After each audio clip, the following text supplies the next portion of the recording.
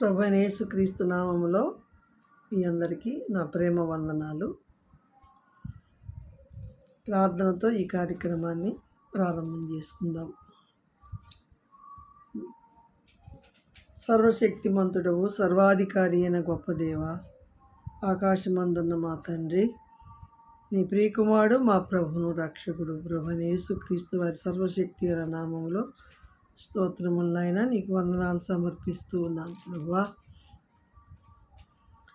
ప్రతి వారంలో ఒక దినం నాయన యూట్యూబ్ ద్వారా ఫీబే పరిచర్య కార్యక్రమాన్ని నీ ఆత్మ ప్రేరేపణ ఇచ్చి నాయన నీ పాదముల వద్ద నీ మాటలు విని విశ్వసించి మీరే నీ ఆత్మ ద్వారా బోధిస్తూ ఉండగా నీ విన్న మాటలు మా ప్రియులందరితో పంచుకోవడానికి మీరు చూపుతున్న కృపను బట్టి స్తుతిస్తున్నాం, స్తోత్రం చెల్లిస్తున్నాం. దీవించి ఆశీర్వదించమని ఈ బలహీనరాలని కృపలో జ్ఞాపకం చేసుకో తండ్రి. నీ ఆత్మతో నన్ను నింపి నాయన కొద్ది నిమిషాలు నీ సన్నిధిలో నాయన నీ వాక్య ప్రత్యక్షతలు మా దర్శనమిచ్చి మమ్మల్ని ఆశీర్వదించమని యేసుక్రీస్తు పుణ్యనామమున స్తోత్రములు సమర్పించి ప్రార్థిస్తున్నాము తండ్రి. ఆమేన్. అందరికీ నా వందనాలు.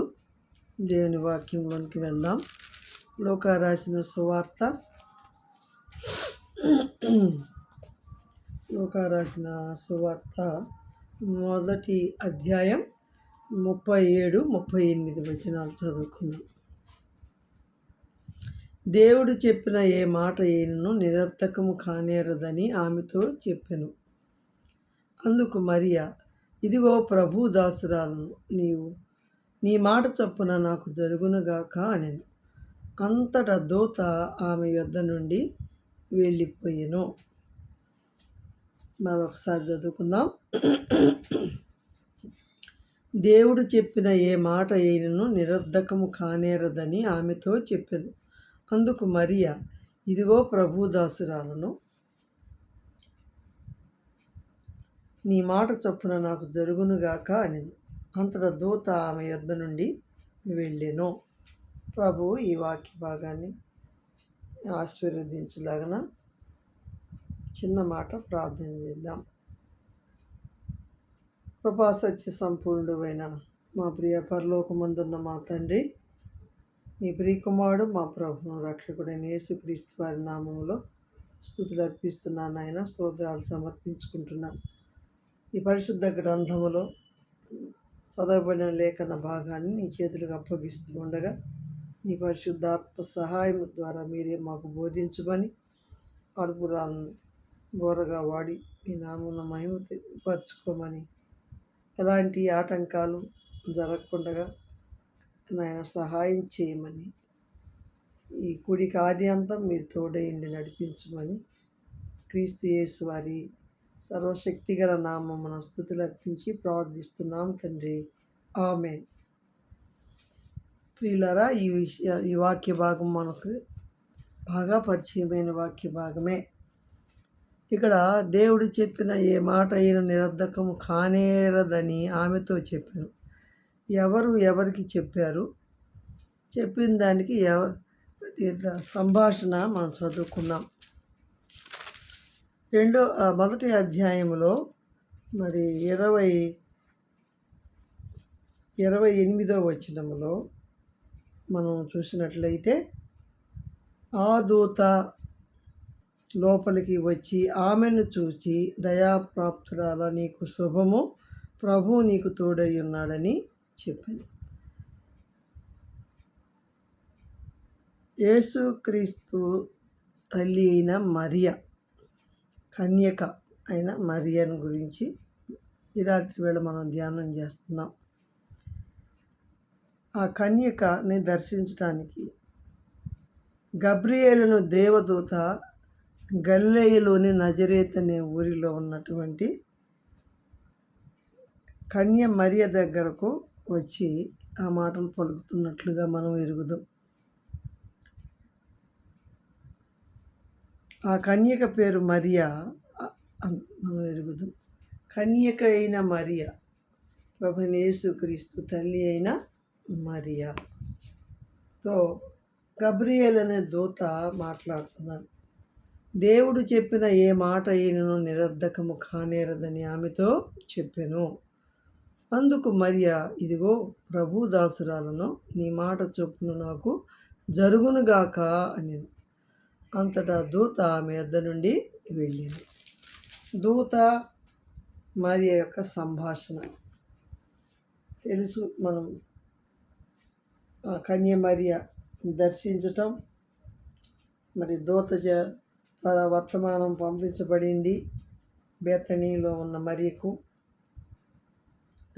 నజరేతులోనున్న మరియ, నజరేత్ అనే ఊరిలో దావీదు వంశస్థుడైనటువంటి యోసేపుకు పురుషుడికి ప్రదానము చేయబడిన కన్యక యొద్దకు దేవుని చేత పంపబడింది. తండ్రి అయిన దేవుడు తన సన్నిధిలో నుంచి గబ్రియేలు దూత ద్వారా ఆ కన్యక నజరేతు ఊరిలో దావీదు యోసేపును ఒక పురుషునికి ప్రదానము చేయబడిన కన్యక.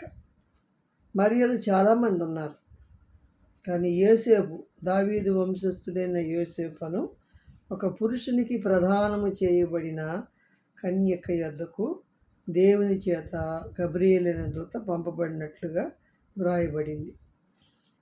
ఆ దూత వచ్చి ఈ సంభాషణ చేస్తూ ఉన్నాడు. 29లో ఆమె ఆ మాటకు బహుగా తొందరపడి ఈ శుభవచనం ఏమిటో ఆలోచించుకొనిచుండగా దూత, మరియా భయపడకుము, దేవుని వల్ల నీవు కృప పొందితివి అని చెప్తున్నాడు. దేవుని వలన కృప పొందితివి అనే మాట. 28లో ఏమన్నాడు? దయాప్రాప్తురాల నీకు శుభము అన్నాడు. 30లో దేవుని వలన నీవు కృప పొందితివి అన్నాడు. తర్వాత గర్భము ధరించి కుమారుని కని ఆయనకు యేసు అను పేరు పెట్టుదువు అన్నాడు.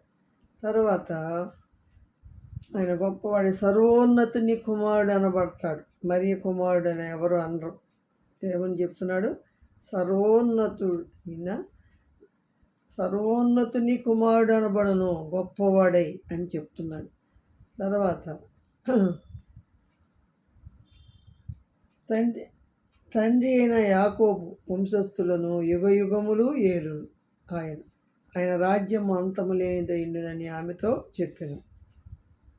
అప్పుడు ఆమెకు తొందర కలిగింది. ఇదేమిటి ఈ మాటలు ఏంటి ఆలోచించుకుంటూ ఉంటుంది కదా ఎవరైనా. అందుకు మరియ, నేను పురుషుణ్ణి ఎరగని దాననే, ఇది ఎలాగో జరుగునని దూతతో అనగా, దూత చెప్తున్నాడు, నేను పురుషుణ్ణి ఎరగని దాననే, ఇది ఎలాగో జరుగును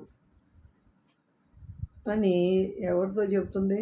పక్కింటి వాళ్ళతోటి కాదు, ఎదురింటి వాళ్ళతోటి కాదు, బంధువులతోటి కాదు, దేవుని సముఖంతో, దేవుని చేత పంపబడిన దేవుని దూతతో ఆమె మాట్లాడుతుంది.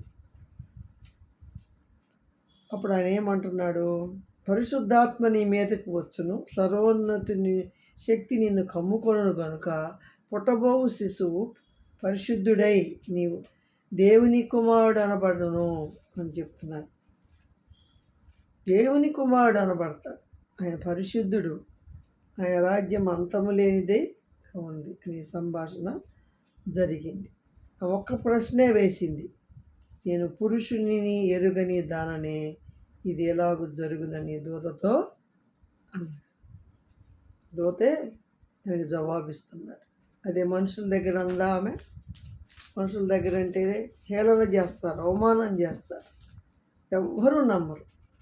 దేవునికి సమస్తము సాధ్యమే. కన్య మరియ గర్భం ఎన్నుకోవటం అంటే అద్భుతం. కన్య గర్భం ధరించటం, వృద్ధాప్యములో మరి ఋతుక్రమం ఆగిపోయి పురుషుడు వృద్ధుడై శక్తిని కోల్పోయిన తర్వాత గర్భం దాల్చడం కూడా కష్టమే. అయితే దేవుడు అంటున్నాడు, దేవునికి సమస్తము సాధ్యమే, యెహోవాకు అసాధ్యమైనది ఏదైనాను కలదా అని ప్రశ్నించాడు. ఆది కాండంలో అబ్రహాంతో. అలాగే ఈమె కూడా అంటుంది, నా భార్యకి సారమ్మకి ఇన్ని సంవత్సరాలు, నాకు ఇన్ని సంవత్సరాలు, ఇది ఎలాగూ జరుగును అనుకున్నాను. ప్రశ్నించినప్పుడు దేవునికి అసాధ్యమైంది ఏదైనా కలదా? మొట్టమొదటిసారిగా ఆది కాండంలో అబ్రహాంతో. ఈ నూతన నిబంధనలో ఈ సువార్త భాగాల్లో ప్రభువైన తండ్రి అయిన దేవుడు కుమారుడైన యేసు క్రీస్తు జననాన్ని గురించి ఎవరిని ఎన్నుకున్నాడు? కన్య మరియ. ఆ మరియలు చాలామంది ఉన్నారు కన్యకలు. నా గర్భంలో పుడతాడని ఎదురు చూస్తున్న వారు చాలామంది ఉన్నారు. మరియ అని పేరు పెట్టుకున్న వాళ్ళు కూడా చాలామంది ఉన్నారు. కానీ ఈ మరియ దావీదు వంశస్థుడైన యోసేపును ఒక పురుషునికి ప్రదానము చేయబడిన కన్యక యొద్దకు దేవుని చేత పంపబడిను. ప్రదానం చేయబడింది కానీ వారికి వివాహము కాలేదు. కనుకనే ఏమంటుంది, నేను పురుషుణ్ణి ఎరగని దానిని, ఇది ఎలాగూ జరుగును అని అంటుంది. అప్పుడు ఆయన ఏమంటున్నాడు, దేవుడు చెప్పిన ఏ మాట అయినను నిరర్ధకము కానేరదని ఆమెతో చెప్పాను. అందుకు మరియా, ఇదిగో ప్రభు దాసురాలను, నీ మాట చొప్పున నాకు జరుగునుగాక అనెను. అంతటా దూత ఆమె వద్ద నుండి వెళ్ళిపోయి. ఇక్కడ మనం ఈ మరియ జీవితంలో మనం అంశం ఏంటంటే, మనం ధ్యానిస్తున్న అంశము, ఇదిగో ప్రభు దాసురాలను, నీ మాట చొప్పున నాకు జరుగునుగాక. మనమందరం ఎవరమై? ప్రభు అయిన యేసుక్రీస్తు, నా ప్రభువుడవు నీవే, నా రక్షకుడవు నీవేని మనం నోటితో ఒప్పుకొని హృదయంలో విశ్వసించి పశ్చాత్తాపంతో కూడిన పాప క్షమాపణ పొందుకున్నటువంటి మనం మన జీవితాలలో యేసుక్రీస్తుని ప్రభువుగా హృదయంలో ప్రతిష్ఠించుకున్నాం. హృదయంలో విశ్వసించి నోటితో ఒప్పుకున్నాం. కనుక మనమందరం కూడా దాసురాండ్రమే. దాసురాండ్రంగా ప్రభు పిల్లలంగా ఆయన యందు విశ్వాసం ఉంచడం ద్వారా దేవుని పిల్లలుగా ఈ అధికారం ఇచ్చిన ప్రభువుకి ఇచ్చిన వాగ్దానాన్ని బట్టి మనం ఏమనాలి? ఇదిగో ప్రభు దాసురాలు, నీ మాట చొప్పున నాకు జరుగు. విధేయత చూపించాలి దేవుని మాటకు.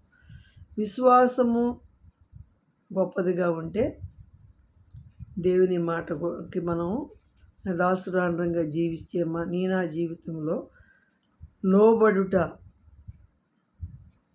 అని, దేవుని మాటకి లోబడుట మనం మన జీవితంలో అనుభవపూర్వకంగా నడుచుకుంటాం. లోబడే జీవితం, దేవుని మాటకు లోబడాలి. నీ మాట చొప్పున నాకు జరుగునుగాక అందంతే. తెలుసు ఆమెకు ఈ లోకంలో కన్య మరియ గర్భం ధరించటం అంటే ఎంత అవమానాలు ఎదుర్కోవాలో, ఎన్ని నిందలు ఎదుర్కోవాలో, ఎన్ని సమస్యలను ఎదుర్కోవాలో అవన్నీ తెలుసు. కానీ ఆమెకున్న విశ్వాసము గొప్పది. దేవుని యొక్క బలం, దేవుని మాట ఏది నిరర్ధకం కానేరదు అని ఆయనతో చెప్పినప్పుడు ఆ మాట పట్ల ఆమెం చేసింది? విశ్వాసం ఉంచింది. నీవు నేను కూడా దేవుని ప్రజలమని చెప్పుకుంటూ, విశ్వాసులమని చెప్పుకుంటూ, కానీ మన విశ్వాసం ఎలాగుంది? దేవుని మాటలకు మన విశ్వాసం ఏముంది, ఎలాగుందో మనం పరీక్షించుకోవాలి. మనం నిజమైన విశ్వాసులమైతే దేవుని మాటకు లోబడి జీవించాలి. దేవునికి దాసులుగా జీవించాలి అని మనం నేర్పించబడుతున్నాం దేవుని వాక్యం ద్వారా. నీ మాట చొప్పున నాకు జరుగునుగాక. ఆ విశ్వాసం ఎంత గొప్పదో మనం చూస్తూ ఉన్నాం. విశ్వాసం వలన విజయం పొందిన వారు భక్తులు చాలామంది ఉన్నారు. విశ్వాసము లేకుండా దేవుడికి ఇష్టడుగా ఉండుట అసాధ్యం. కనుక ఆమె విశ్వాసము తెలుసు, ఆమె యొక్క పరిశుద్ధ జీవితము దేవుడికి తెలుసు. ఆమె లోబడే జీవితము దేవుడికి తెలుసు. ఆమె దేవుని యందు భయభక్తులు కలిగిన స్త్రీ కనుకనే ఆమె కొనియాడబడును. దేవుని యందు భయభక్తులు కలిగిన స్త్రీలు కొనియాడబడతారు అని వాక్యం సెలవిస్తూ ఉంది. మనం నేర్చుకుంటాం. మొట్టమొదటిగా నీ దాసురాలను ఇదిగో ప్రభు దాసురాలను అంటుంది. అంటే ఎంతగా లోబడిందో, నీ మాట చొప్పున నాకు దేవుని దాసురాండ్రం అయితే మనం ఎంతగానో లోబడి జీవించాలి దేవుని మాట. భయపడకము మరియా అన్నాడు దూత ఆమెతో. భయపడొద్దు అన్నాడు. ఎందుకు భయము? యోసేపు వదిలేస్తాడేమో,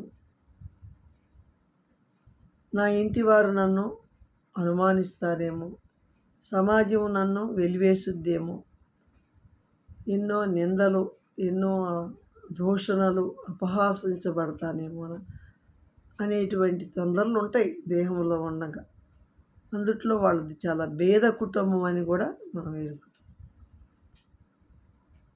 మరియా కానీ దానికి ఆమె భయపడలేదు. ఆమె విశ్వాసము చాలా గొప్పదిగా మనం చూస్తూ ఉన్నాం. ఆమె దేవునికి లోబడిన స్త్రీగా మనం చూస్తూ ఉన్నాం. చూడండి, దేవునికి లోబడటం. రోమా 6వ అధ్యాయం, రోమీయులకు రాసిన పత్రిక 6వ అధ్యాయం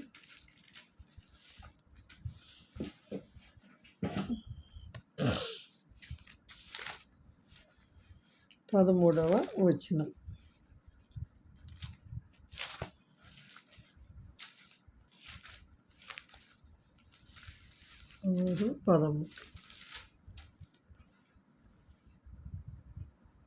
మరియు మీ అవయవములను దుర్నీతి సాధనములుగా పాపమునకు అప్పగింపకుడి. అయితే మృతుల నుండి సజీవులమనుకొని మిమ్మును మీరే మృతులలో నుండి సజీవులమనుకొని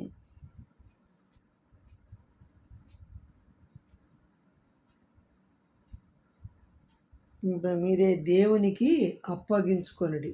మీ అవయవములను నీతి సాధనములుగా దేవునికి అప్పగించుడి. మన యొక్క అవయవాల గురించి మాట్లాడుతున్నాడు దేవుడు. ఇక్కడ మీ అవయవములను ఒకప్పుడు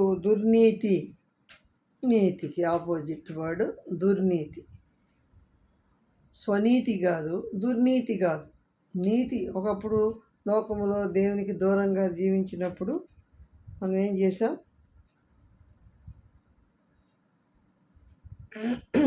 దుర్నీతి బ్రతికాం, స్వనీతి బ్రతుకులు బ్రతికాం.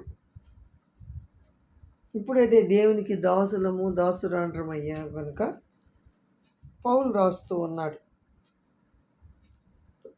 శరీర దురాశలకు లోబడినట్లుగా చావునకు లోనైన మీ శరీరమునందు పాపమును ఏలనీయుడి. మరి లోకానుసారంగా చూస్తే కన్య మరియ గర్భం ధరించడం అంటే సృష్టిలో ఎక్కడా జరగలేదు. కాబట్టి ఆమె పాపం వల్లే గర్భం ధరించింది అని లోకం నిందిస్తూ ఉంటుంది. పరిశుద్ధాత్మ శక్తి నిన్ను కమ్ముకొను కనుక నీవు గర్భవతిగా ధరించి సర్వోన్నతుని కుమారుడుగా జన్మించబోతున్నాడు. ఆయన పరిశుద్ధ దేవుని కుమారుడని తెలియపరిచినప్పుడు ఆమె ఎంత విశ్వాసం ఉంచిందో చెప్పలేదు.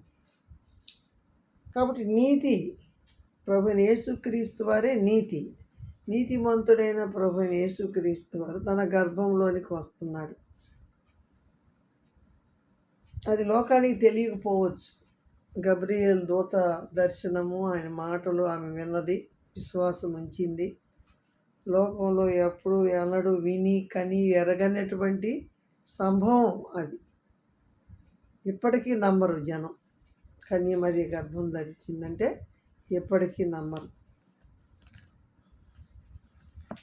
కానీ నమ్ముట నీ వల్ల అయితే నమ్మువానికి సమస్తము సాధ్యమే. దేవునికి అసాధ్యమైంది ఏది కూడా లేదు అని మనం చూస్తున్నాం. కాబట్టి ఇక్కడ రోమాపత్రిక 12వ అధ్యాయంలో కూడా, రోమీయులకు రాసిన పత్రిక 12వ అధ్యాయంలో ఏం చెప్పబడింది? కాబట్టి సహోదరులారా, పరిశుద్ధమును దేవునికి అనుకూలమునైన సజీవ యాగముగా మీ శరీరములను ఆయనకు సమర్పించుకొనుడని దేవుని వాత్సల్యమును బట్టి మిమ్మను బతిమాలుకొనుచున్నాను. సజీవ యాగం చేసి, సజీవ యాగంగా మీ శరీరములను ఆయనకు సమర్పించుకోవటం. మరీ సమర్పించుకోవటం, తన దేహాన్ని, తన గర్భాన్ని యాగము లాంటిది సజీవంగా ప్రభు అప్పగించుకున్నాడా?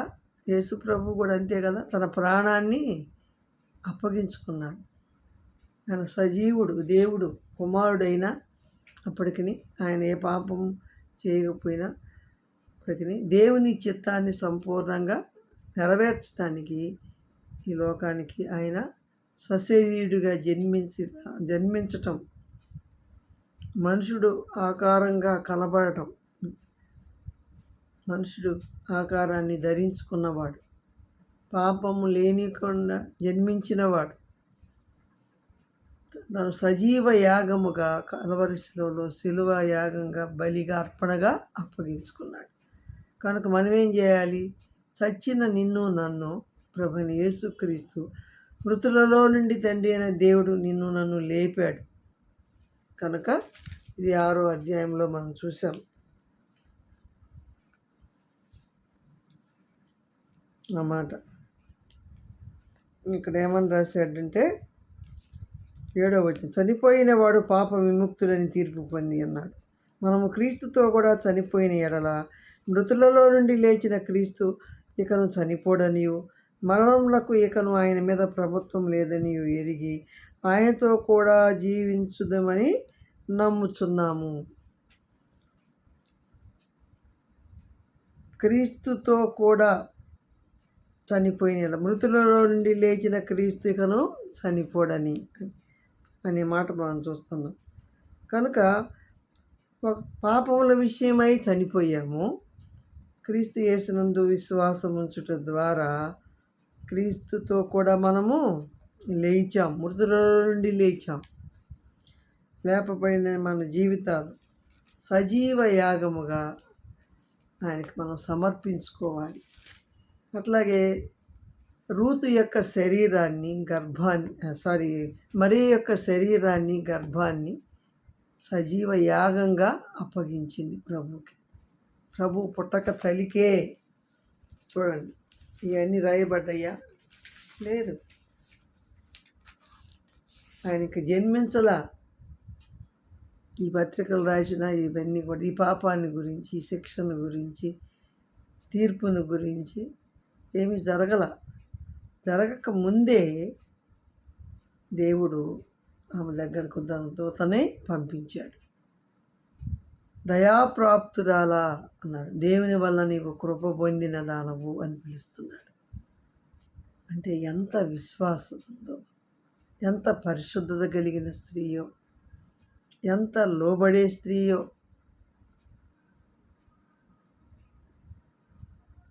మనం చూస్తున్నాం. కనుకనే దేవుని చిత్తం, దేవుని దాసురాలం అన్నీ అయిపోయినాయి. ఆయన మరణ పునరుద్ధానం అయిపోయింది, సువార్త ప్రకటించబడింది. ప్రభువైన యేసుక్రీస్తునందు మనం అందరం విశ్వసించాం, దేవుని పిల్లలమయ్యాం. అయితే మనం ఎలా ఉన్నాం? మన ఇష్టాలు నెరవేర్చుకుంటున్నామా? ఈ దేహం ఆయన వల్ల కలిగింది. ఈ జీవితం నూతనమైన జీవాన్ని దేవుడు నీకు నాకు అనుగ్రహించాడు. అంతే. కనుక ఈ జీవము, ఈ దేహము, ఈ ఆత్మ ఆయనది, మంద కాదు. మీరు విలువ పెట్టి కొనబడిన వారు కనుక అన్నట్టు. మీరు ఆయన సొత్తు, మీరు ఆయన సొత్తు. ఆయన అమూల్యమైన రక్తాన్ని కల్వరి శిలువలో కార్చాడు, తన ప్రాణాన్ని పెట్టి నిన్ను నన్ను కొన్నాడు. కొన్నాళ్ళం ఎప్పుడు ఇక మన దేహం మీద దేని మీద మనకు అధికారమే లేదు. మనం దాసురాండ్రముగా జీవించాలి. దానికి ముందే మరియా ఎంత కృప పొందిందో కదా. మరి ఒక్కసారి ఆలోచన చేస్తే యవనస్తురాలు, భూప్రపంచంలో భూమి పుట్టింది మొదలుకొని గర్భం ధరించడం అనేది ఎవరు చూడలేదు. అలాంటి భయము ఒక్క మాట అడిగింది, ఇది ఎలాగూ సాధ్యం అంటే ఫలానా పరిశుద్ధాత్మశక్తి నువ్వు గర్భాన్ని ధరిస్తావు క్లియర్గా మాట్లాడినప్పుడు ఆ మాటలు ఎందు ఆమె లక్ష్యము ఉంచింది. ఎంత విశ్వాసం ఉంచిందో, ఎంతగా తన దేహాన్ని అవయవాన్ని సజీవ యాగంగా ప్రభుకి సమర్పించిన స్త్రీ మరియా సజీవ యాగముగా సమర్పించింది. దేవుని మాటకు లోబడి జీవించింది అని మనం చూస్తూ ఉన్నాం. దేవుని మాటకు లోబడింది అని మనము చూస్తూ ఉన్నాం. చూడండి, మత్తయి రాసిన సువార్త 6వ అధ్యాయము 10వ వచనం చదువుకుందాం. మత్తయి రాసిన సువార్త 6వ అధ్యాయము 10వ వచనం.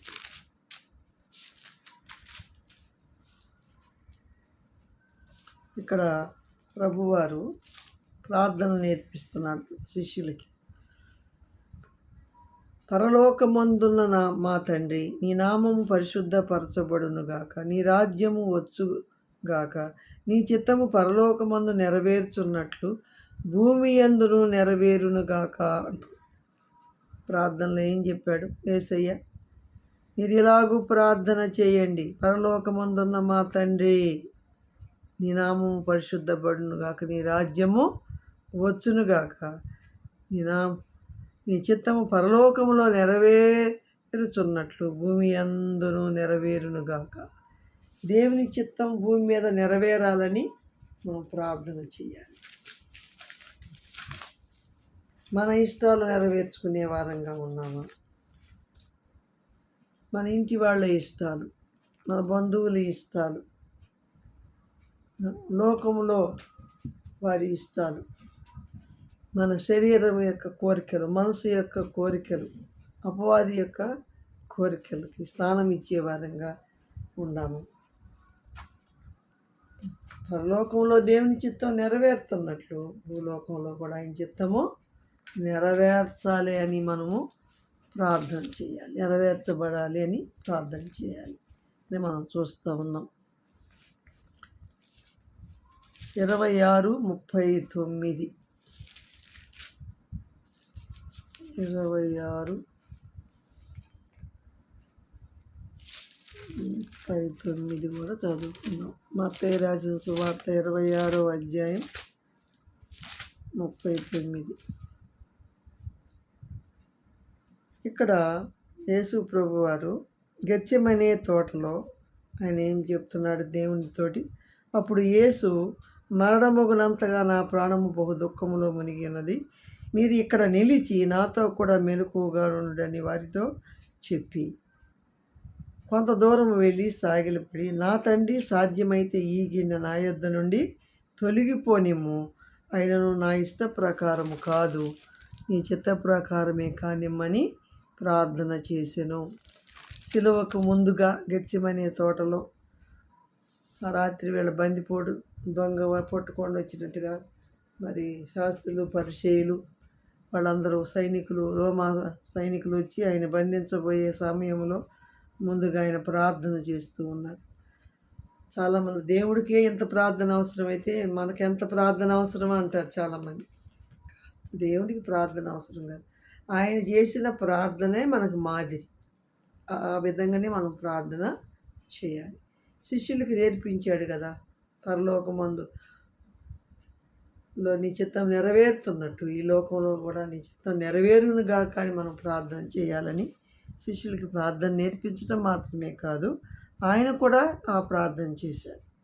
నా తండ్రి, సాధ్యమైతే ఈ గిన్నె నా యొద్ద నుండి తొలగిపోనిమ్ము, ఆయన నా ఇష్ట ప్రకారం కాదు, నీ చిత్తమే ప్రకారమే కానిమ్మని ప్రార్థన చేశాను. తండ్రి చిత్తానికి లోబడిన కుమారుడు. ఎందుకు చేశాడు? ఆయన చేసే ప్రతి మాటలు మనం వినాలి. అదే మన మాదిరి కోసం మనం కూడా అలాగ ప్రార్థనలో నడవాలి. నిజంగా ప్రార్థన చేయటం మనకి ఈ రోజుకి కూడా తెలియదు ఎలాగ చేయాలో. ఆత్మ తానే ఉచ్చరింప శక్యం కాని మూలుగులతో ప్రతి విధమైన ప్రార్థన విజ్ఞాపనలను మన పక్షమున దేవునికి తెలియపరుస్తున్నాడు. ఆత్మ కలిగిన మనలో కనుక ఆయన మరణించి తిరిగి లేచిన తర్వాత పరలోకం వెళ్ళిన తర్వాత ఆదరణకర్తగా తండ్రి యొద్ద నుండి పరిశుద్ధాత్మను భూలోకంలో పంపబడింది. అంతకుముందు లేదు కదా. కనుక ప్రార్థన ముందుగానే ఆయన శిష్యులకి తను కూడా ప్రార్థన చేసి వారి మధ్య ప్రార్థన చేస్తున్నాడు. నా ఇష్ట ప్రకారం కాదు. మనమైతే ఏంటాం, మన ఇష్టాలన్నీ దేవుడికి చెప్పుకుంటాం కదా. ప్రార్థన అవసరతలు తెలియజేయండి, మీ కొరకు మేము ప్రార్థన చేస్తాం అని అంటాం. కానీ ఈ ప్రార్థన చేయాలని దేవుడు చెప్పాడు. ఆయన మరలా శిష్యుల యొద్దకు వచ్చి వారు నిద్రించుట చూచి, ఒక గడియైనను నాతో కూడా మేల్కొని ఉండలేరా అని అంటున్నాను.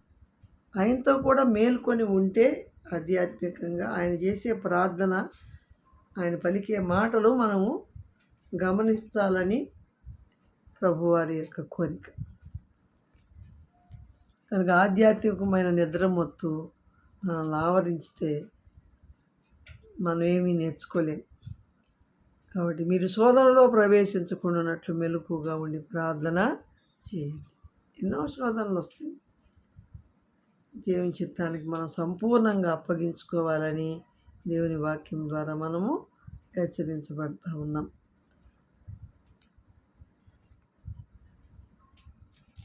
కాబట్టి సజీవ యాగముగా కన్య మరియ తన దేహాన్ని ప్రభు జన్మానికి అప్పగించింది అంటే దాని అర్థం గొప్ప విశ్వాసం ఉంచిన స్త్రీగా మనం ధ్యానించవచ్చు.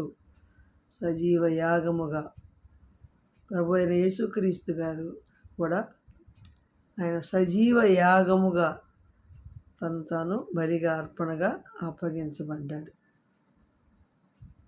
మనం కూడా సజీవ యాగంగా అప్పగించాలని పౌలు రోమా 12:2 మనము చూస్తూ ఉన్నాం. యాకోబు రాసిన పత్రిక 4వ అధ్యాయము 6-7 కూడా చదువుకుందాం. యాకోబు రాసిన పత్రిక 4వ అధ్యాయం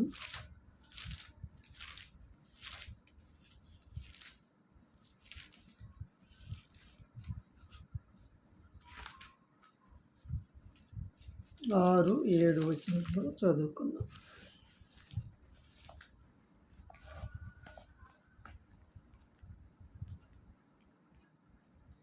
దేవుడు అహంకారులను ఎదిరించి దీనులకు కృప అనుగ్రహించును అని లేఖనము చెప్పుచున్నది. కాబట్టి దేవునికి లోబడి ఉండుడి, అపవాదిని ఎదిరించుడి, అప్పుడు వాడు మీ వద్ద నుండి పారిపోవును. దేవునికి లోబడి జీవించటం అంటే దేవుని మాటకు విధేయత చూపించటం. ఎంత విధేయత చూపించింది కన్య మరియ. ఒక బేదరాలు, ఆమె కన్యక, ఒకరికి ప్రదానం చేయబడి ఉన్నది. కాబోయే భర్త అనుమానిస్తాడు, గొడవపడి ఎన్నో సమస్యలు వస్తాయి. ఇటు అత్తవారి ఇంటి వైపున, ఇటు పుట్టింటి వైపున, సమాజంలో బంధువుల మధ్య ఎన్నో అవమానాలను ఎదుర్కోవాల్సి వచ్చింది అని ఆమె ఎరిగి భయపడుద్దేమోనని, యవనస్తురాలని దూత ఏమన్నాడు,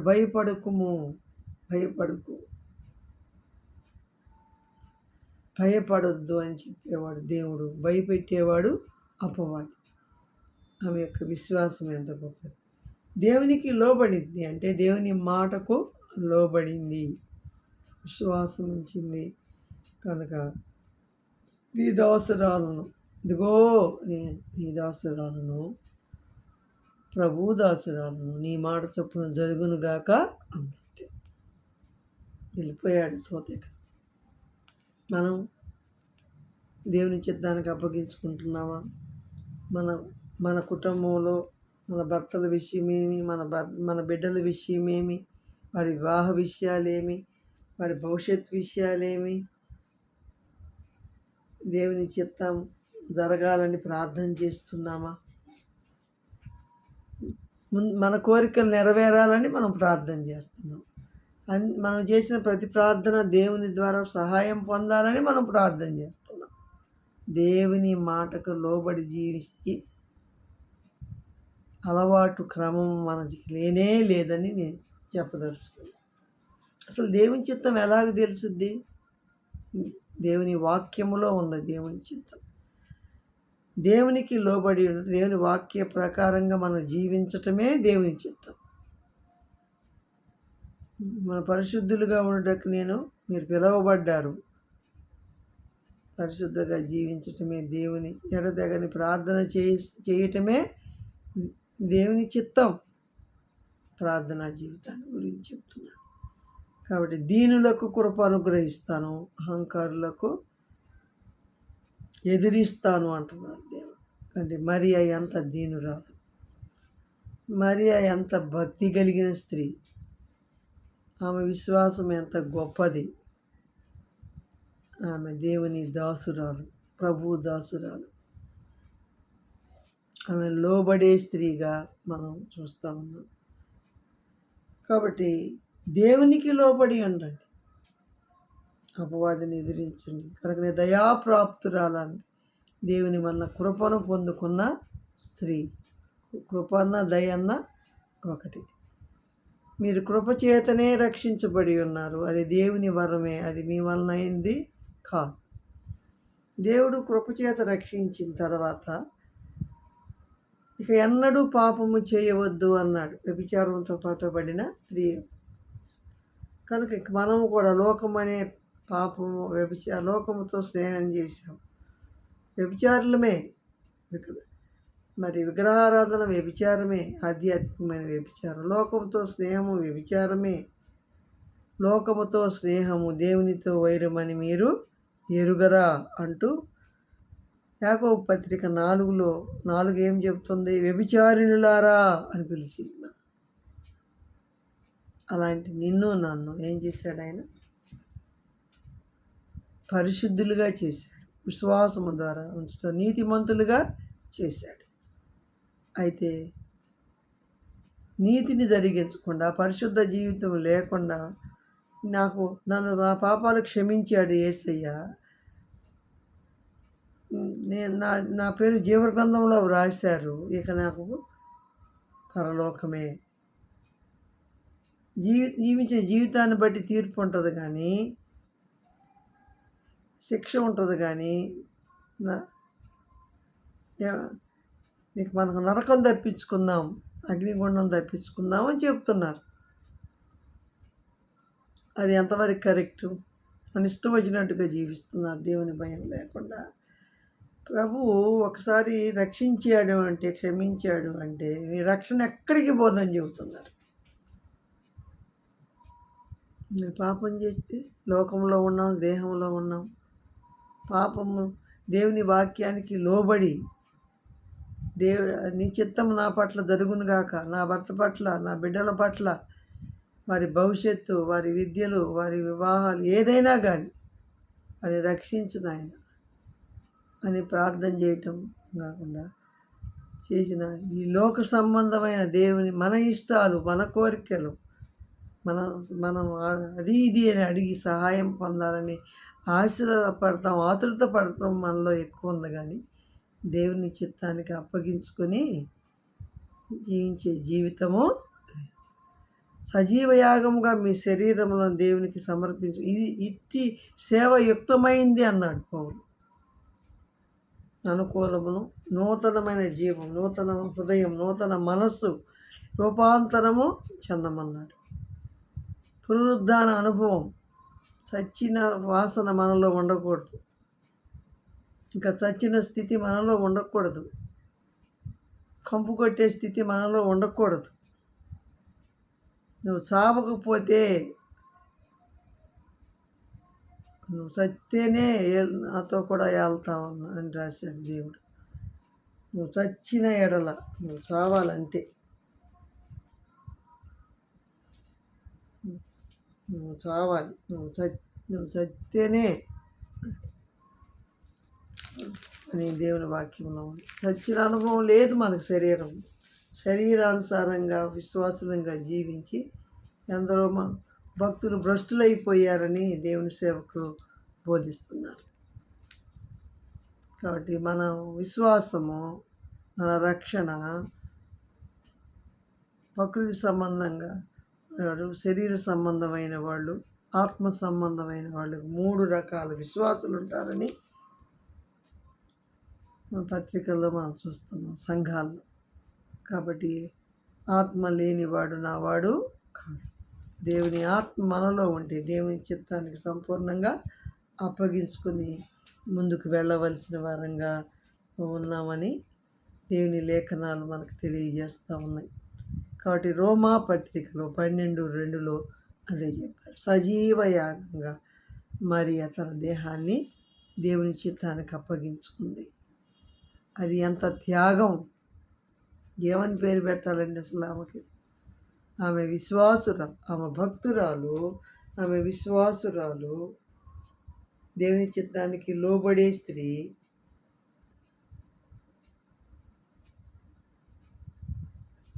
ఎంతో సజీవ యాగంగా తాను అప్పగించుకున్న స్త్రీ అని మనం చూస్తున్నాం. ఆమె విశ్వాసం ఎంత గొప్ప విశ్వాసురాలుగా మనము చూస్తూ ఉన్నాం. రెండవదిగా చేస్తే ఆమె విశ్వాసము ఎంత గొప్పదో కూడా ధ్యానం చేద్దాం. భక్తులు ఎందరో ఉన్నారు, విశ్వాసం వల్ల విజయం పొందిన వారు ఉన్నారు. మరి ఓడిపోయిందా? లేదు. మరియ ఓడిపోలేదు. ఆమె దేవుడు ఆశీర్వదించి యోసేపుతో వివాహం అయిన తర్వాత మళ్ళా సంతానాన్ని కూడా కన్నట్లుగా మనం చూస్తాం. కాబట్టి దేవుని చిత్తమునకు లోబడిన స్త్రీ, సజీవ యాగంగా తన దేహాన్ని సమర్పించుకున్న స్త్రీ. దీనికి కారణం ఆమె దైవభక్తి, ఆమె యొక్క విశ్వాసము గొప్పది అని మనం చూస్తూ ఉన్నాం. ఆమె యొక్క విశ్వాసము చాలా గొప్పదిగా మనం చూస్తూ ఉన్నాం. ఇంకోటి చూస్తే ఇక్కడే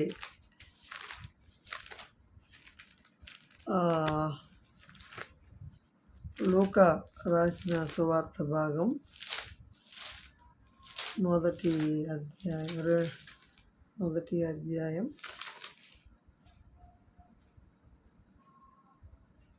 46వ వచనాన్ని మనం చదువుకుందాం. 46వ వచనం.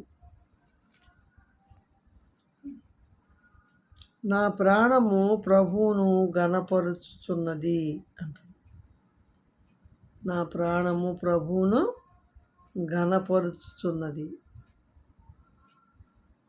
అంటుంది. దేవుణ్ణి ఘనపరిచిన స్త్రీ, దేవుణ్ణి ఘనపరుచిన స్త్రీ. ఇంకా కింద భాగంలోకి వస్తే, సర్వశక్తిమంతుడు నాకు గొప్ప కార్యములు చేసెను కనుక ఇది మొదలుకొని అన్ని తరముల వారు నన్ను ధన్యురాలని అందరు. సర్వశక్తిమంతుడు దేవుడుగా తెలుసు. సర్వశక్తిమంతుడైన దేవుడు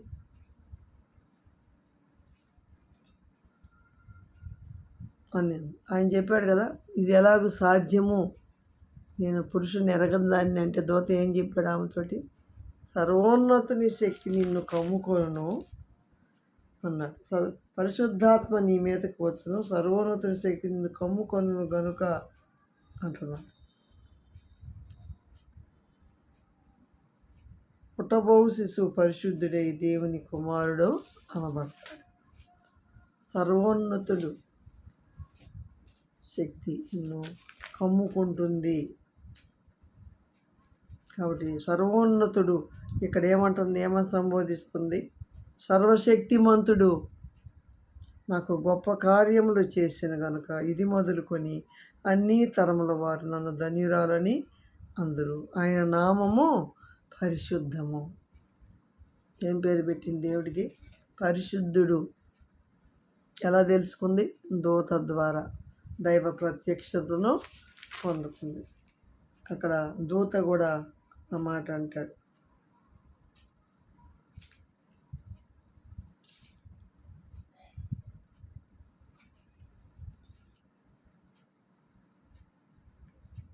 ఒక మాట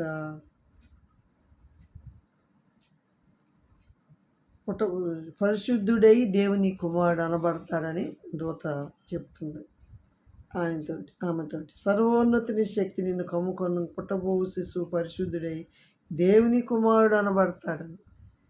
సర్వోన్నతుడు అయిన దేవుడు, పరిశుద్ధుడైన దేవుడు కాబట్టి సర్వశక్తిమంతుడు అని అంటుంది. నాకు గొప్ప కార్యములు చేసిన గనుక ఇది మొదలు అన్ని తరముల వారు నన్ను ధన్యురాలని అందరూ. ఆయన నామము పరిశుద్ధము అంటుంది. పరిశుద్ధుడు. ఏం పెట్టింది దూత? ఏం చెప్పాడు? ఆయనకి యేసు అని పేరు పెట్టుదువు. ఆయన భుజముల మీద రాజ్యభారముండును.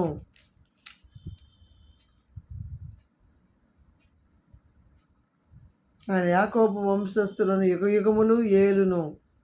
ఆయన రాజ్యము అంతము లేనిదయ్యుండునని ఆమెతో చెప్పాడు. ఆయన రాజు, ఆయన ఏలేవాడు, ఆయన ప్రభు అని చెప్పాడు. అటు అది పరిశుద్ధుడు, ఆయన పరిశుద్ధత, ఆయన నామము పరిశుద్ధం అని చెబితే ఈమెం చెబుతుంది? పరిశుద్ధుడు అని పేరు పెట్టింది. పరిశుద్ధుడు అని పేరు పెట్టింది. యేసు అని పేరు పెడతావు అని అక్కడ అన్నాడు. పుట్టబోవు శిశువు.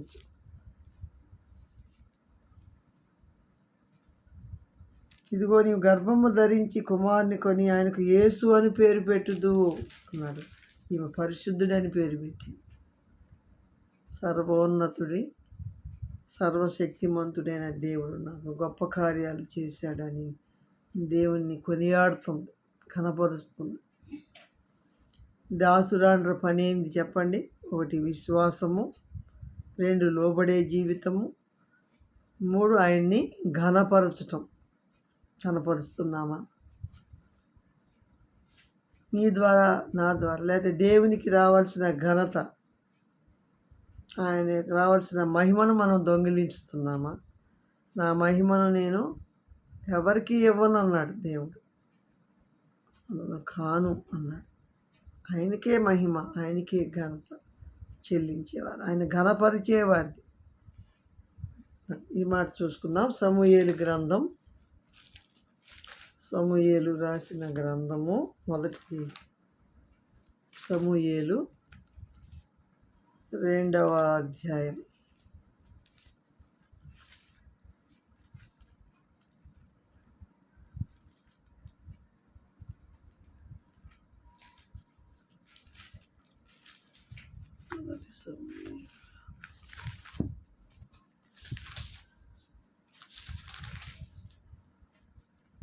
మొదటి సమూయేలు గ్రంథము 2వ అధ్యాయము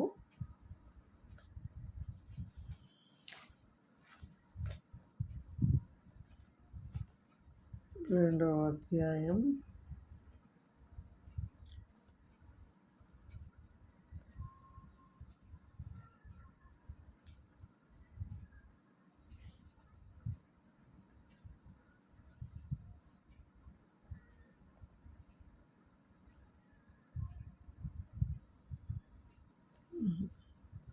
30వ వచనం.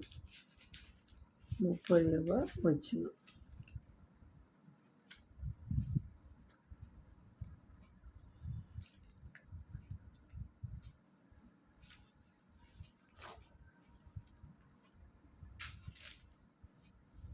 కావున యెహోవా వాక్కు ఏదనగా, నన్ను గణపరచు వారిని నేను గణపరచుదును, నన్ను తృణీకరించువారు తృణీకారమొందుదురు.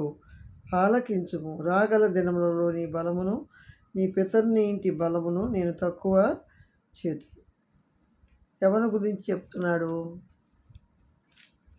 యేసుక్రీస్తు ప్రభువారు యెహోవా దేవుడు ఏలీ కుటుంబాన్ని గురించి మాట్లాడుతున్నారు. నా ప్రాణము ప్రభువుని గణపరుచుతున్నది అనే మాట. ఇక్కడ 27లో అంటాడు.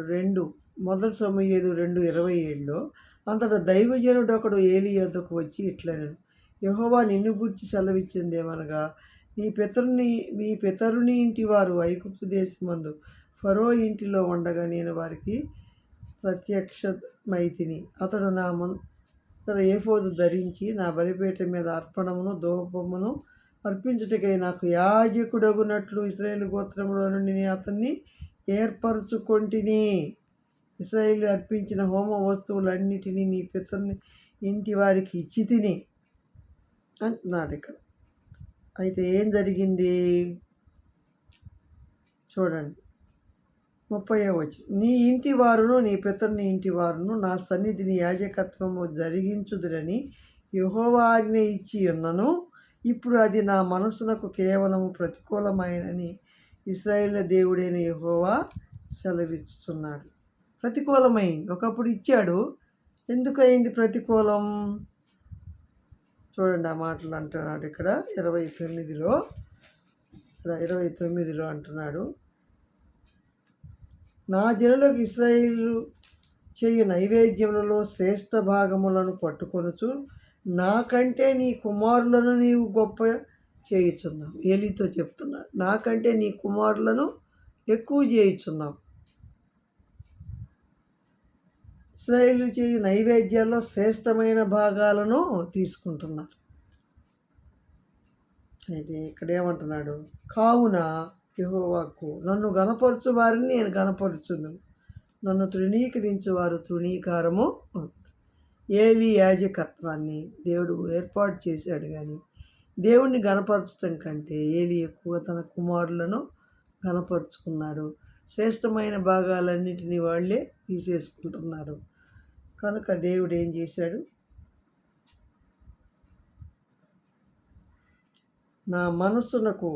ఇప్పుడు అది నా మనసునకు కేవలము ప్రతికూలమైంది. ఇశ్రాయేలు దేవుడైన యెహోవా సెలవిస్తున్నాడు. కావున యెహోవాకు నన్ను గణపరచు వారిని నేను గణపరచుదును, నన్ను తృణీకరించువారు పొందుదురు అని సెలవిచ్చినట్లుగా మనం చూస్తున్నాం. నీవు నేను కూడా ఏం చేయాలా? దేవుడు నీకు ఇస్తే దేవుని మందిరంలో యాజకులుగా, రాజులుగాను యాజకులుగాను, దేవుని సొత్తైన ప్రజలుగాను పరిశుద్ధులుగా దేవుడు చేస్తే నీవు దేవుణ్ణి గణపరుస్తున్నావా? నీవు నీ భర్తని, నీ ఇంట్లో నీ కుమారులని, నీ వాళ్ళను నువ్వు గణపరుచుకుంటున్నావా? నీకు ఇచ్చింది నువ్వు తూచా తప్పకుండా నేను పాటించాలి అంతే. మన కుటుంబాన్ని ఒక పెద్ద కావచ్చు, ఒక సేవకుడుగా ఉండొచ్చు, ఏ పాత్రలో ఉన్నా దేవుణ్ణి మనం గణపరచాలి అంతే. మన భార్యలను కాదు, మన భర్తలను కాదు, మన కొడుకులను కాదు, మన కోడళ్ళను కాదు మనం గణపరిచేది. మనల్ని మనం గణపరచుకోవటం అంతకంటే కాదు. అది దేవుడు చూస్తూ ఉంటాడు ఇక్కడ మాట. కాబట్టి ఏలీ ఇంటి వారు పట్టిన గతే మనకు పట్టుద్ది. నీ ఇంటి వారును నీ పితరుని ఇంటి వారును నా సన్నిధిని యాజకత్వము జరిగించుదురని యెహోవా ఆజ్ఞ ఇచ్చి ఉన్నను అంటున్నాను. ఇప్పుడు అది నా మనస్సునకు కేవలము ప్రతికూలమైనని ఇశ్రాయేలు దేవుడైన యెహోవా సెలవిస్తున్నాడు. కావున యెహోవా జాగ్రత్తగా ఉన్నాడు. వాటి సంఘాలలో ఎవరైనా సరే దాసురాండంగా దేవుని చిత్తానికి లోబడే వారంగా, విశ్వాసములో గొప్ప విశ్వాసము కలిగి లోబడి జీవించి దేవుని ఘనపరిచే వారంగా మనం ఉండాలి. మనల్ని మనం ఘనపరుచుకోవటం కాదు, మన ఇంటి వాళ్ళను మనం ఘనపరుచుకోవటం కాదు. జాగ్రత్త. ఏమంటున్నాడు? దీనులకు కృపను అనుగ్రహిస్తాను, అహంకారులను ఎదిరించి దీనులకు కృప ఇస్తాను. దీనులంగా ఉంటున్నామా? దాసులంగా ఉంటున్నామా? దాసులంగా ఉంటున్నామా? దేవుని మాటకు భయపడే వాళ్ళంగా ఉంటున్నామా? దేవుని స్వరానికి, మనం దేవుని వాక్యానికి లోబడే జీవితం, భయపడే జీవితం. నా మాట విని ఎవరు వణుకుచుందురో వారిని నేను దృష్టి ఉంచుతానన్నాడు దేవుడు.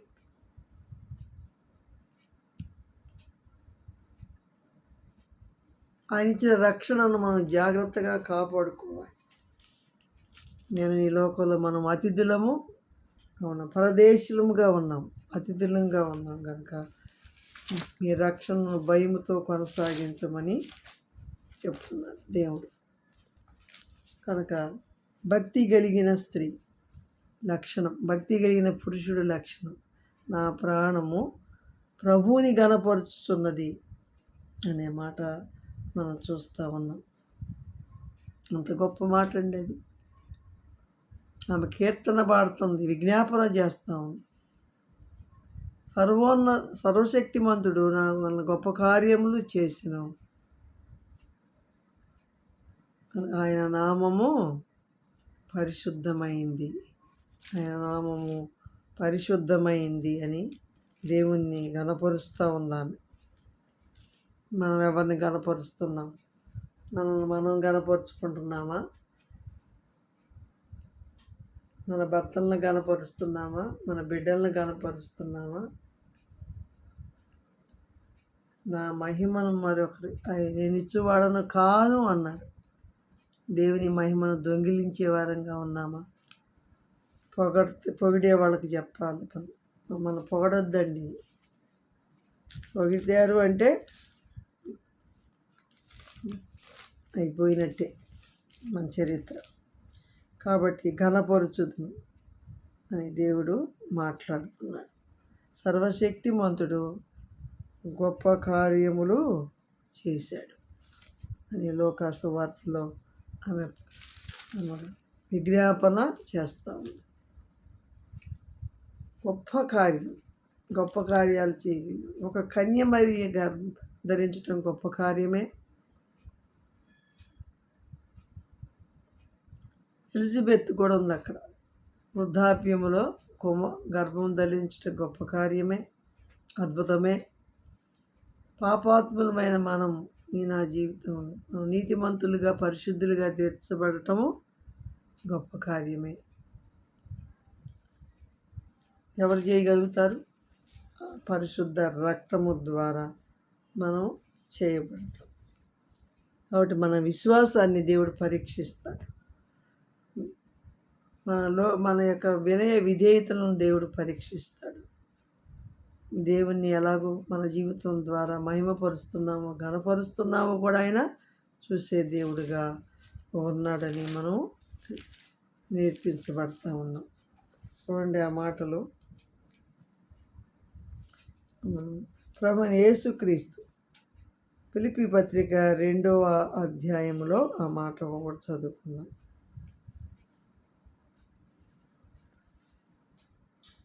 2:8 మరియు ఆయన ఆకారమందు మనుష్యుడిగా కనపడి. ఎవరు అసలు మనం ఆయన చూసిన దేవుని నేను చూడాలని అడిగితే, చూస్తే నువ్వు బ్రతకమంటాడు కదా మోషేని. దేవుణ్ణి చూసిన మనుషుడు బ్రతకడు. కనుక తను 2 కొండల సందున ఆయన వెళ్ళిపోతూ ఉంటే ఆయన అరచేయి అడ్డం పెట్టినప్పుడు చూసి పడిపోయినట్లు మనం చూస్తాం. అంత కాంతి, కోటి సూర్యుల కాంతి ప్రభావము కలిగిన వాడు. అంత గొప్ప దేవుడు మనుషుడుగా మనుషుడిగా కనపడి మరణము పొందినంతగా, శిలువ మరణం పొందినంత విధేయత చూపిన వాడే తను తాను తగ్గించుకున్నాడు. తన ప్రాణాన్ని త్యాగం చేశాడని మనం చూస్తాం. బలిగా, అర్పణగా అప్పగించబడ్డాడని మనం మెరుగుదాం.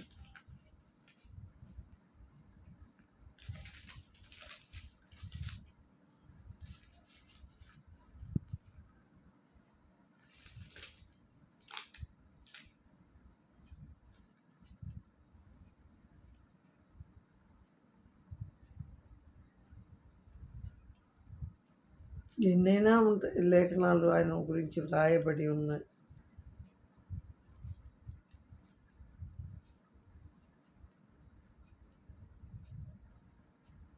శిలువ మరణం పొందినంత విధేయత చూపినవాడు, అంత మహిమ ప్రభావములు కలిగిన ఆ దేవుడు మనుష్యుడు ఆకారంగా కనపడటం ఒక అద్భుతం. మనం నీతిమంతులుగా చేయటం, ఆయన మరణించి తిరిగి లేయటం ఒక అద్భుతం, గొప్ప కార్యం. భూమి మీద మానవాళికి రక్షణ భాగ్యాన్ని సిద్ధపరిచినట్లుగా మనం చూస్తున్నాం. పేతురు రాసిన పత్రికలో అనుకుంటాను మాట చూస్తున్నాం.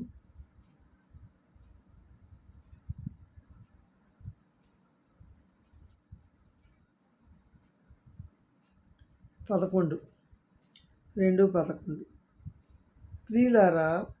ప్రియులారా, మీరు పరదేశులను యాత్రికులై ఉన్నారు కనుక ఆత్మకు విరోధంగా పోరాడు శరీరములను విసర్జించి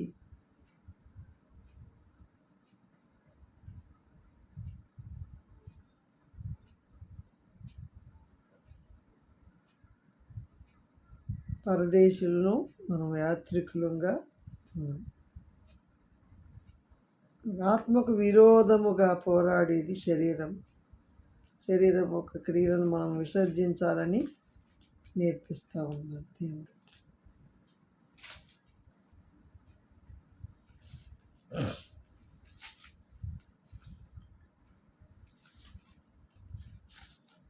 ఆయన ఎంత విధేయత చూపించాడు, ఎన్ని అద్భుతాలు చేశాడు కనుక ఆయన మాట భయపడింది ఆమె. ఆ మాట కూడా చదువుకుందాం. దేవుడు చెప్పిన ఏ మాట ఆయనను నిరర్ధకము కానేరదని ఆమెతో చెప్పాడు. ఏ మాట చెబితే అది జరిగి తీరు. ఒక సున్నైనను ఒక పుల్లైనను కొట్టువేడు. ధర్మశాస్త్రాన్ని సెలవులో నెరవేర్చి ఇంకనూ బలపరిచాడు. పుట్టి ధర్మశాస్త్రంలో రాయబడిన ఏది కూడా ప్రతి లేఖనము నెరవేరేదిగా ఉంటుంది అని మనం చూస్తూ ఉన్నాం. వారి విశ్వాసము గొప్పది. ఆయన స్వరాన్ని గురించి చూస్తున్నాం. ఆయన మాట, దేవుడు చెప్పిన ఏ మాట ఆయన నిరర్ధకము కానేరదని మనం ఎరగాలి.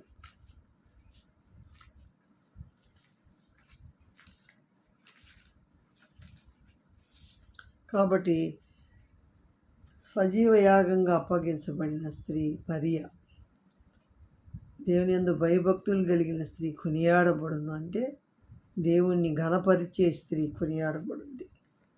దేవుని కొరకు జీవించే స్త్రీ కొనియాడబడుద్ది.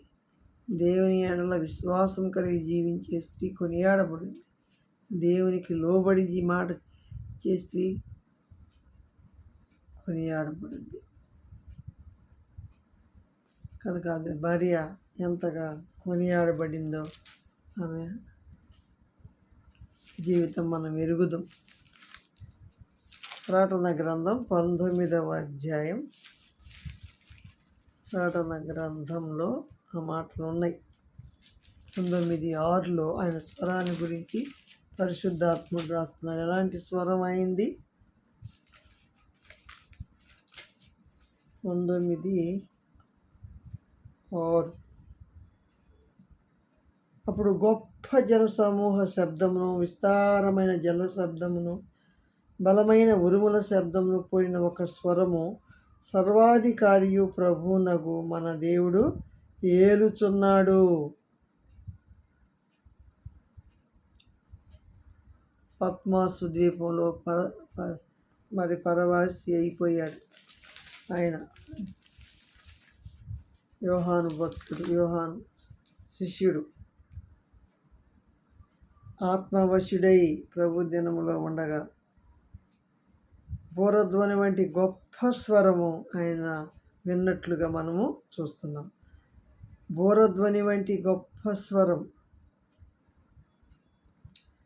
పరవాసినైతిని,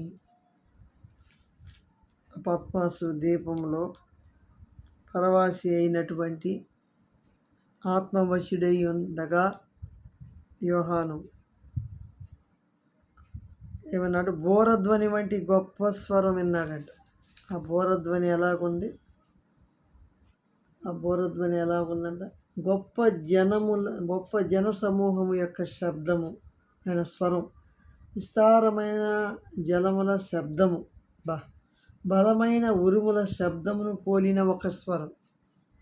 దేవుని స్వరం ఎంత భయం! మనం విని భరించగలమా? ఘోరధ్వని వంటి శబ్దం విన్నాడట. మరి దూత, ఆయన సముఖంలో నివసించే దూత స్వరం విన్నది మరియ. మనము దేవుని స్వరమే వింటున్నాం. దేవుని వాక్యమే, దేవుని స్వరం, దేవుని ప్రత్యక్షత మనం చూస్తున్నాం, ధ్యానిస్తున్నాం, ఆయన సన్నిధిలో అనుభవిస్తున్నాం అని చెప్తున్నాను నా అనుభవపూర్వకంగా. కాబట్టి ఆయన స్వరం ఎలాంటిది? నిరర్ధకము కాదు. ఆయన చెప్పిన ఏ మాట అయినా నిరర్ధకము కాదని భక్తులు ఎందరో తలంచారు.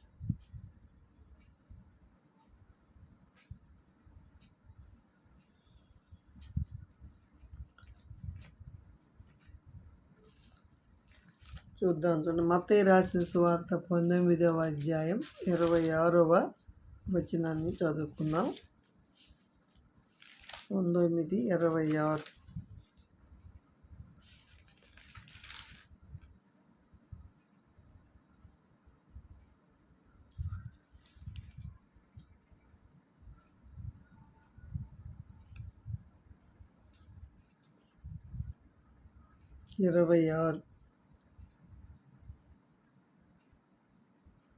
యేసు వారిని చూసి, ఇది మనుషులకు అసాధ్యమే కానీ దేవునికి సమస్తము సాధ్యమని చెప్పాను.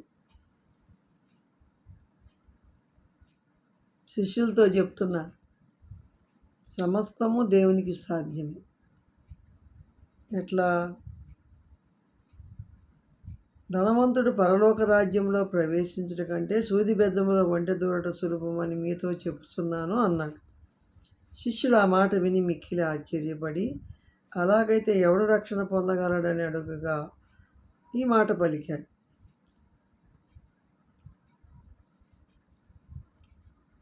అవును, సౌలును పౌలుగా మార్చిన దేవుడు, అబ్రహాముని పిలిచిన దేవుడు, మరి ఆకాశ నక్షత్రం వలె ఇసుక రేణువు వలె ఆయన సంతానాన్ని అభివృద్ధి పరిచి విశ్వాసులకు తండ్రిగా చేస్తా, అనేక జనములకు తండ్రివి నీవని వాగ్దానం చేసి పిలిచిన దేవుడు ఆయనకు సమస్తము సాధ్యమే. వాటిని మనం ఎన్నని మనం వివరించడానికి యోబు కూడా అంటాడు 42:2 అనుభవపూర్వకంగా, ఈయన సమస్త క్రియలు చేయగలడు. ఆయన చేయనిదంతయు ఆయన ఇష్టమైందే ఆయన చేస్తాడు అని యోబు అంటాడు. యోబు గ్రంథం 42:2 మనం ఎరుగుదాం. ఆ మాట పరిచయమైన మాటే యోబు గ్రంథంలో.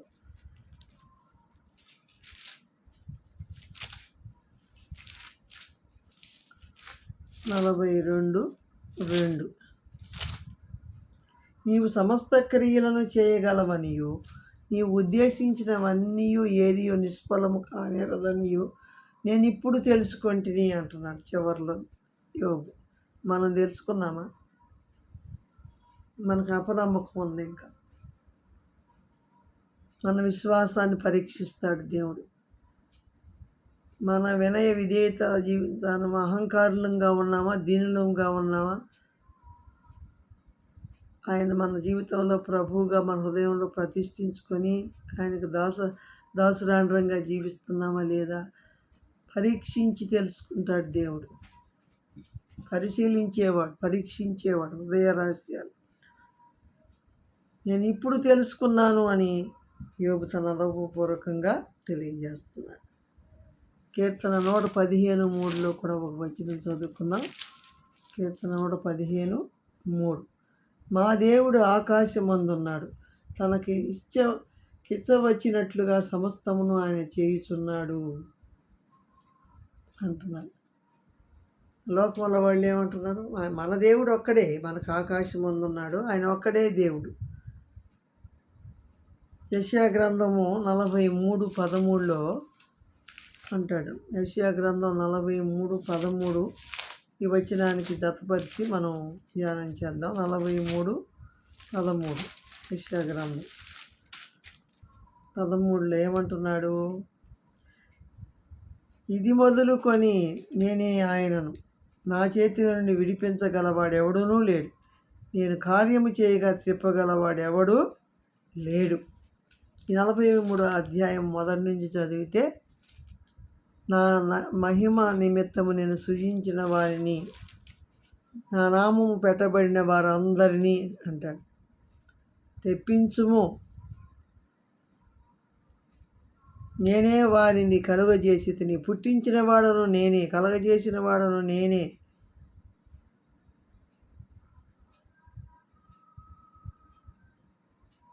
నా సేవకుడు నాకు సాక్షులు అంటున్నాడు 10వ వచనంలో.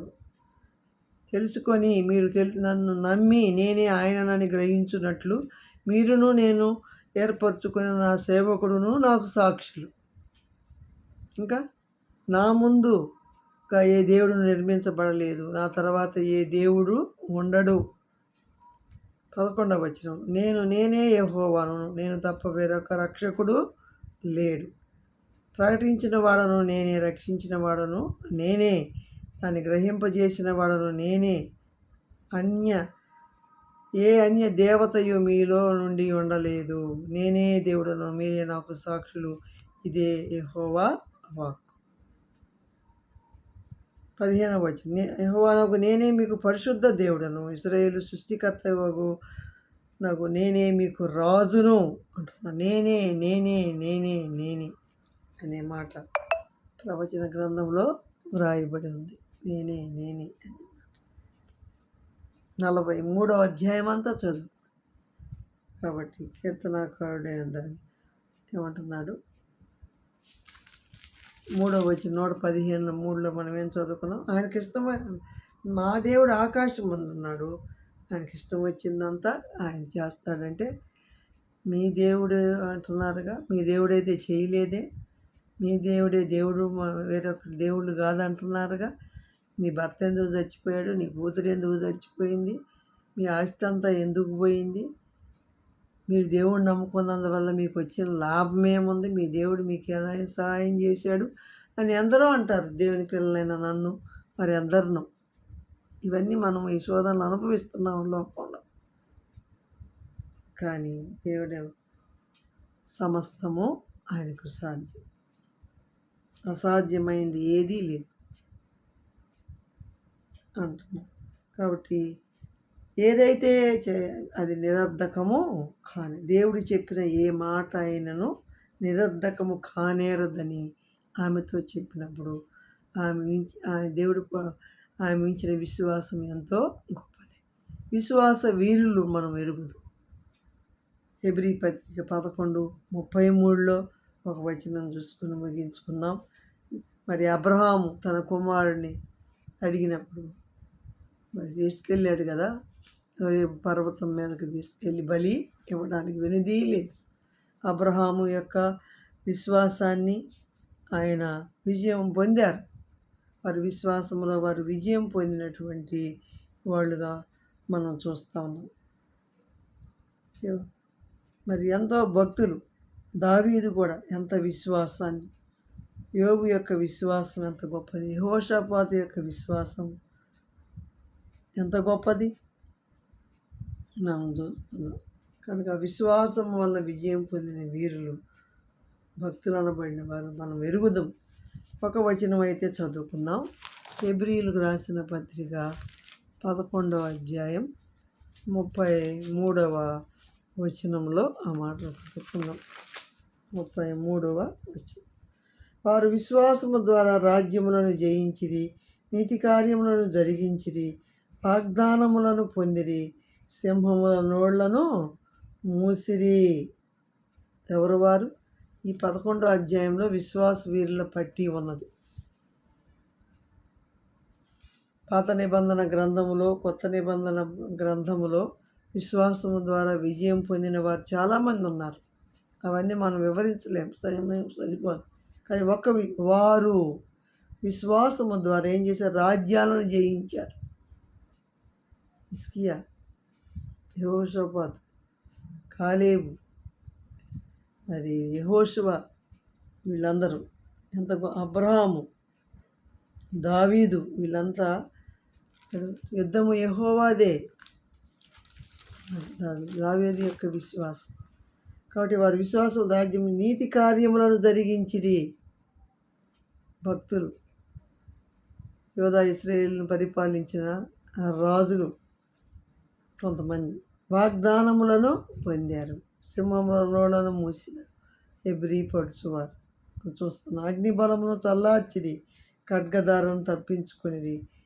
బలహీనులుగా ఉండి బలపరచబడిరి, యుద్ధములో పరాక్రమశాలులైరి. అన్యుల సేవలను పారదోలిరి. దేని ద్వారా? విశ్వాసం ద్వారా. అలాగే ఆమె యొక్క విశ్వాసం. ఆ బలహీనమైనటువంటి స్త్రీలమైన నీవు నేను మరి కూడా బలవంతురాలేం కాదు. ఎట్లా బలం పొందారు? విశ్వాసం వల్ల బలం పొందారు. మృతతుల్యమైనటువంటి గర్భములో నుంచి అబ్రహాముకి ఇస్సాకును జన్మించినట్లు మనం చూస్తున్నాం. విశ్వాసము ద్వారా గొప్ప కార్యాలు జరిగించారు. కనుక మరియ యొక్క విశ్వాసాన్ని ధ్యానించాం.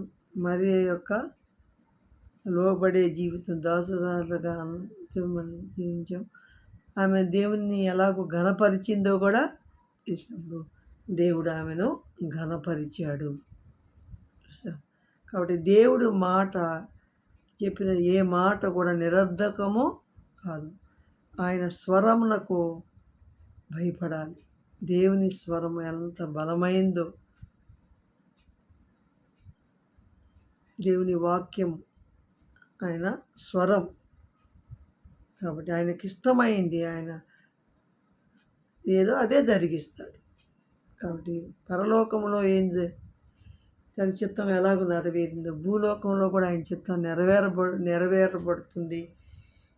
ఆయన ప్రజలమైన మన జీవితాల్లో, మన కుటుంబాల్లో ఆయన చిత్తమే నెరవేరాలని మనం ప్రార్థించవలసిన వారంగా ఉన్నాం.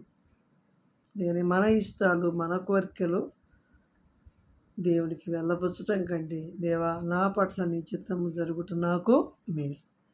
నేను మా ఇంట్లో నేను ప్రభుని నమ్ముకున్నాను. అప్పటికి మా వారు ప్రభుని నమ్ముకోలేదు, మా పిల్లలు నమ్ముకున్నారు. వారు ఆరాధన కూడా చేస్తున్నారు. వారు విద్యలు అయిపోయినాయి, వివాహానికి వయసు వచ్చింది. అనేకులతో నాకు పురుషులు ప్రభువుని ఎరిగిన వాళ్ళు ఎవరూ లేరు కాబట్టి, మాది పరిచర్య గృహం కాబట్టి వచ్చిన సేవకులందరితో మా పిల్లల వివాహాల గురించి ప్రార్థన చేయమని, ఎవరైనా మంచి విశ్వాస గృహానికి చెందిన విశ్వాసి అయిన బిడ్డలను తెలియపరచాలని పంచుకునేదాన్ని. అప్పటికి మా వారు ప్రభువుని నమ్ముకోలేదు కదా, కానీ దేవునికి నాకు దేవునిలో సపోర్ట్ ఇచ్చేవారు. ఆయన మరణ దశలో ప్రభువుని నమ్ముకొని ప్రభు రాజ్యానికి వెళ్ళిపోయారు. విశ్వాసంతో, గొప్ప విశ్వాసంతో ఆయన మృతి చెందాడు. కాబట్టి నేను చెప్పేది ఏంటంటే, నేను ఒకరు వరప్రసాద్ రెడ్డి అన్నను అడిగాను. ఎందుకంటే నాకు మీకు 2 మగపిల్లలు ఉన్నారన్న ఉద్దేశం మనసులో పెట్టుకొని, పాప విషయం మరి వివాహం చేయాలా, మంచి విశ్వాసులు కావాలన్నా అని అంటే, నేను వాళ్ళకి ఇంత ఆస్తి కూడా ఉంది, ఇచ్చుకోగలనన్నా, మరి ఎవరినైనా సహాయం చేయండి అని అడిగినప్పుడు ఆయన ఏమన్నారంటే, దేవుని చిత్తము జరగటం మేలు అన్నాడు. ఒక్క మాటే ఇచ్చాడు. దేవుని చిత్తము జరగటం మేలు, ప్రభు సాయం చేస్తాడులేమ్మా, ప్రార్థన చేద్దాం అన్నారు. దేవుని చిత్తము అంటే అప్పుడు నేను తెలుసుకున్నాను, దేవా నీ చిత్తాన్ని నా బిడ్డల పట్ల జరిగించమని నేను ప్రార్థన చేశాను. సంపూర్ణంగా దేవుని మీద ఆధారపడి, ఇప్పుడు నా పట్ల కావచ్చు, నా బిడ్డల పట్ల కావచ్చు, దేవుని చిత్తము నెరవేర్చబడింది, నెరవేర్చబడుతుంది, పుడుతుంది, నెరవేర్చుతాడు అని నేను నమ్ముతున్నాను. ప్రభు ఈ మాటలు మన కొరకు దీవించునుగాక. మీ అందరికీ నా వందనాలు.